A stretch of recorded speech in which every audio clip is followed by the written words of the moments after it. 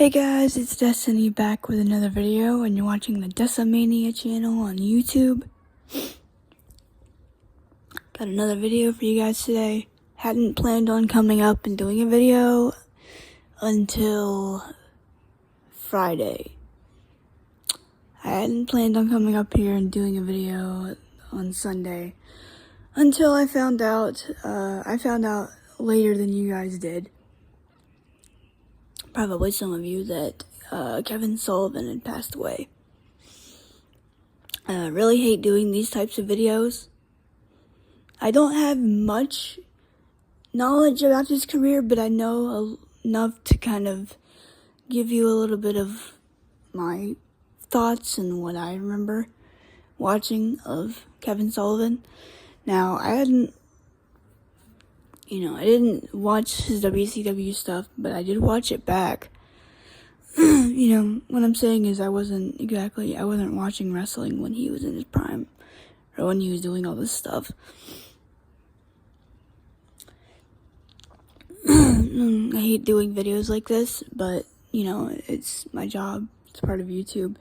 There's some that I cover, and then there's some that I don't, because maybe I didn't grow up watching them, or I just don't know enough about their careers to kind of give you a video. I might know them for one or two things. And that's a little bit of the case here, but because, this kind of connects with a project I'm doing, or he was a big part of it. In terms of being involved with the Benoit family. But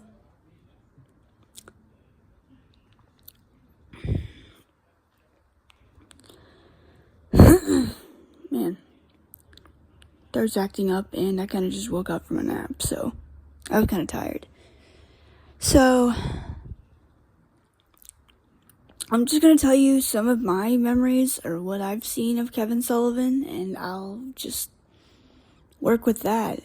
I didn't know he was even sick. I didn't know he had health issues. Apparently he had to be taken to the hospital back in May or something for, I think he was at a signing, and he kind of collapsed or something, and it declined from there. I don't know if I have all the details or not, but it sounds like he was in bad health for a couple months there. But he passed away on Friday. I found out, like I said, I found out later than most of you guys did. I probably found out around, I don't know, 9 o'clock. And I was just scrolling through Twitter and saw it.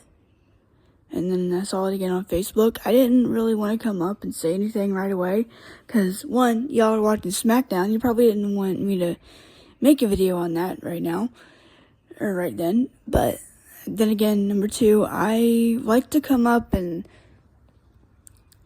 do these when I have a clear mind, and when I have some sort of thought process that goes into what I want to say about these things. And Kevin Sullivan, he's not someone that I grew up watching or anything, but I did see here and there, and the stuff I did see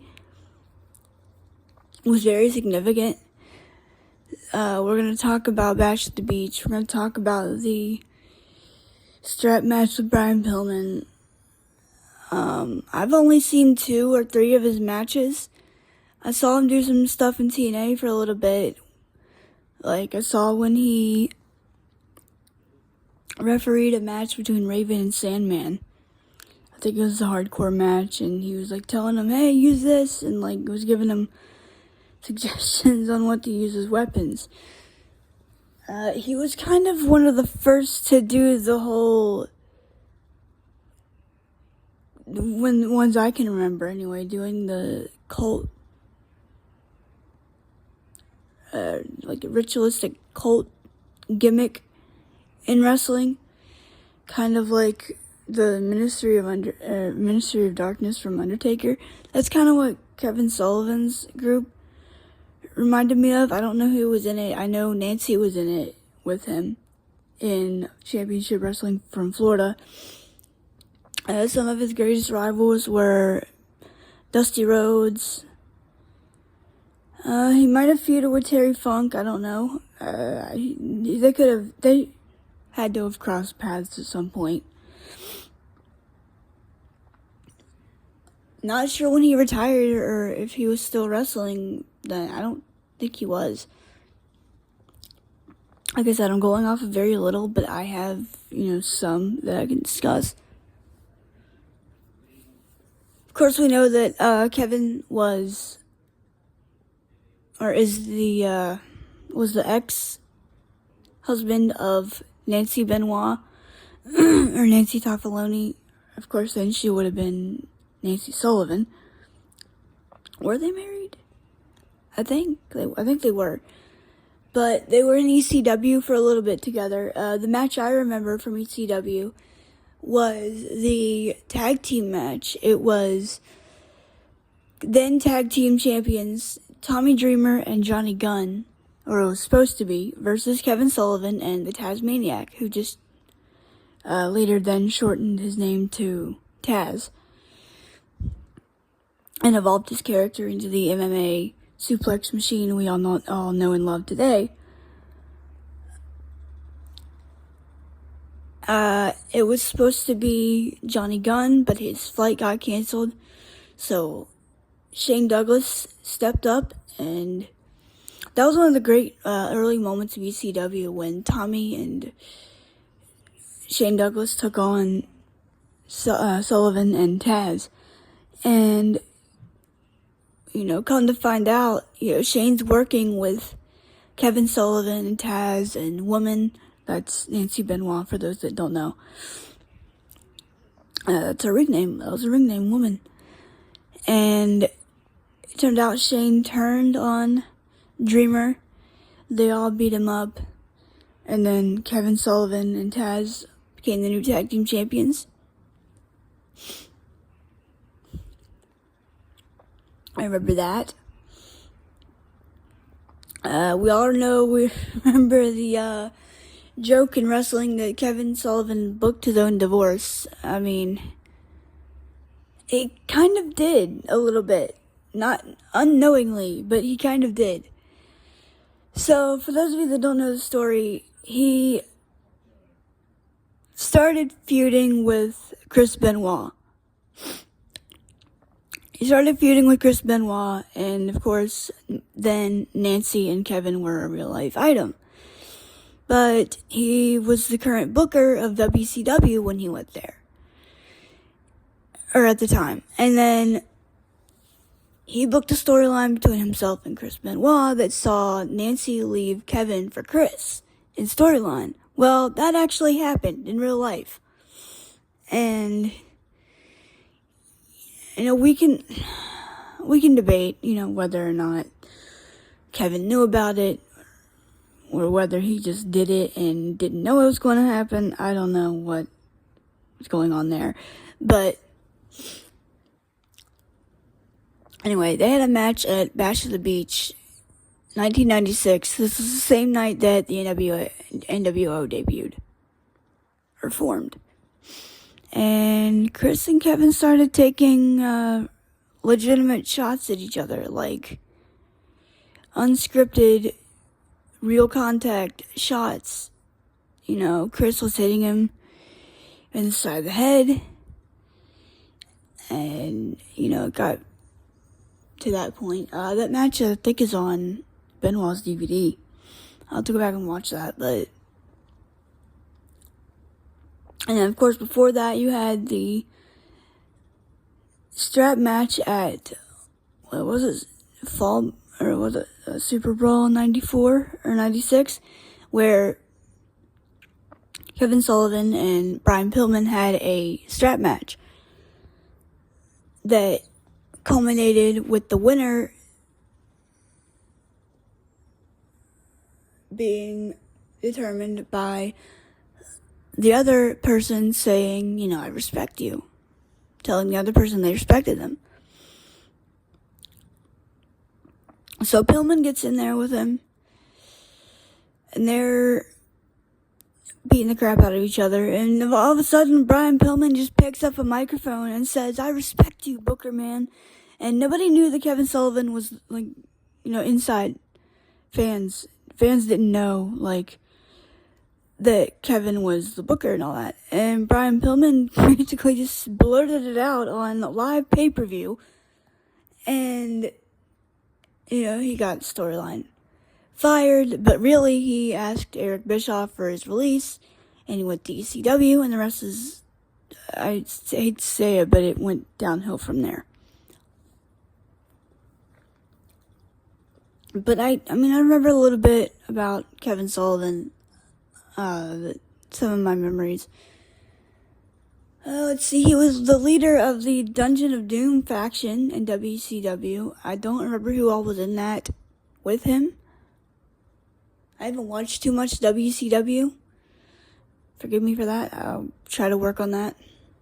And I'll cover some more WCW stuff on the channel. But he started wrestling in like the 70s and 80s. I think he might have worked for TNA for a little bit in like the 2000s, because I remember vividly watching Abyss's Hall of Fame speech, and when they did the video package, he thanked Kevin Sullivan as being one of the guys that helped put it together. So there's that.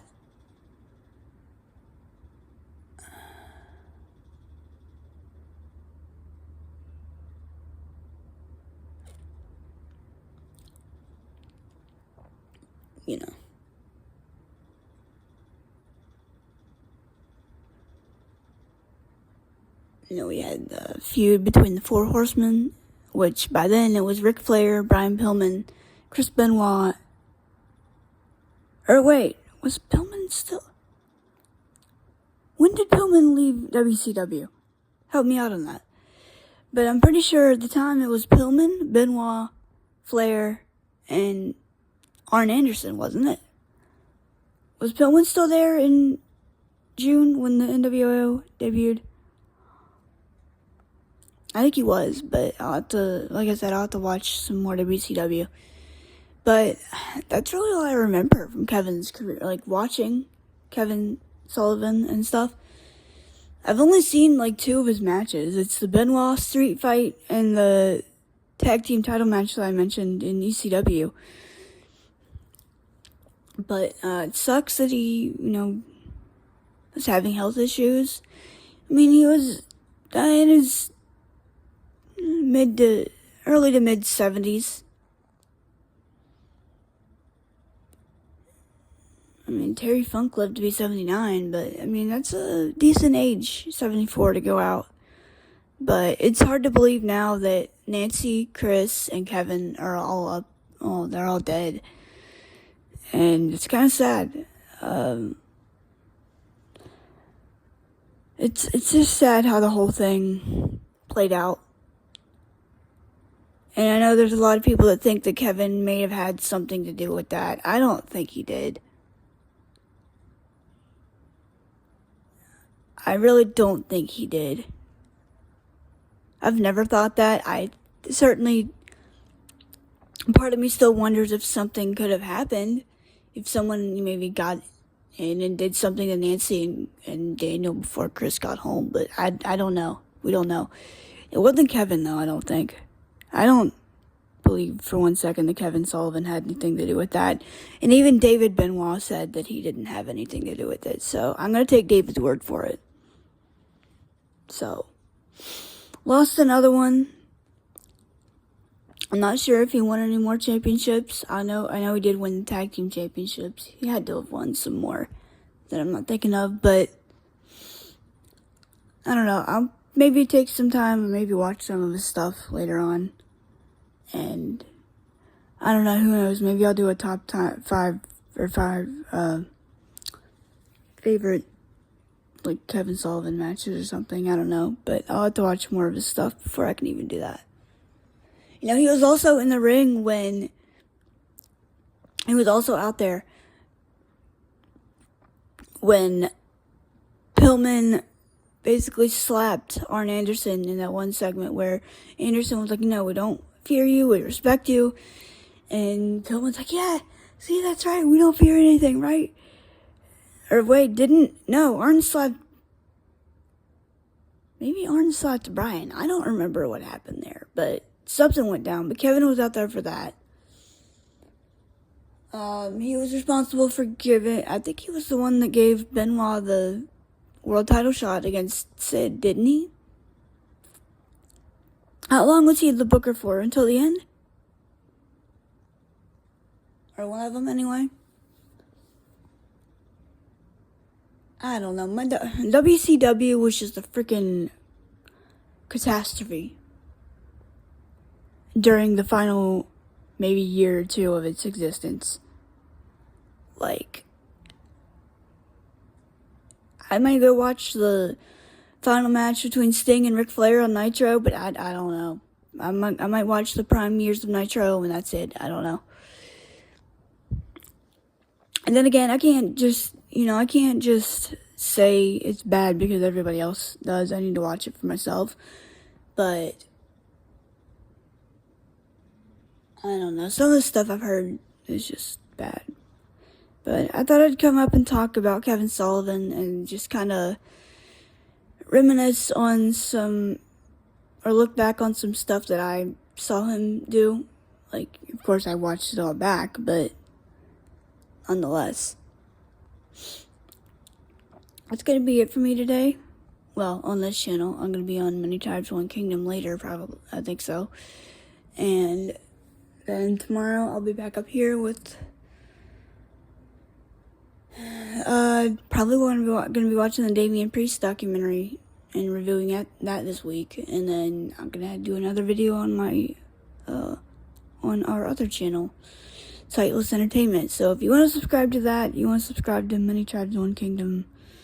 They're both non-wrestling channels, but if you like that stuff too, look for those. And I'll see you guys probably tomorrow with the Damian Priest documentary review. Maybe tomorrow or Tuesday. But don't forget to subscribe if you haven't already. Hit the notification bell. Y'all know what to do. Still 28 away from